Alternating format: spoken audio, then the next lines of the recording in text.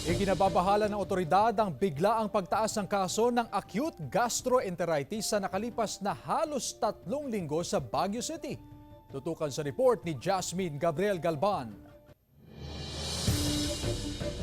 Ikinababahala ng City Health Office ang biglaang pagtaas ng kaso ng acute gastroenteritis o diarrhea sa Baguio City sa nakalipas na halos 3 linggo. Simula noong December 21, 2023, umabot na sa mahigit 350 ang naitalang kaso ng diarrhea sa lungsod. Pinakamataas ang naitala sa unang linggo ng Enero kung kailan nakatanggap ng reklamo ang City Health Office mula sa ilang individual na kumain sa ilang food establishment sa lungsod. Karamihan daw sa mga pasyente nakaranas ng pagdudumi, pagsusuka at pananakit ng tiyan. Hinala ng otoridad, mula sa kontaminadong tubig ang dahilan ng pagtaas sa kaso ng diarrhea. Is an ongoing investigation where we need to also wait for the water sample tests. Nagsagawa na ng investigasyon ng Health Authority. Isinailalim sa water test ang samples mula sa water sources, maging sa water district na nagsusupply ng tubig sa buong syudad, pati na rin ng mga water refilling station. Isa-isa rin kinausap at inalam ang kondisyon ng mga pasyente. Habang hinihintay ang resulta, pansamantalang ipinagbawal ang pag-inom ng tubig mula sa mga gripo. Kasabay nito ang abiso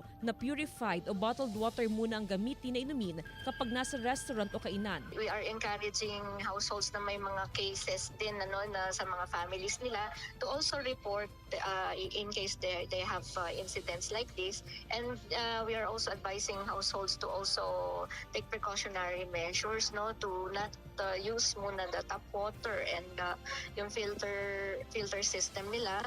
Just use muna yung mga purified water, and if not, they can boil muna daw. Pinalalahanan din ang mga may-ari ng establishmento sa tamang food handling at hindi pagbibigay ng service water mula sa gripo. Kasama si Jing Dakanay, Jasmine Gabriel Galban, One North Central Luzon.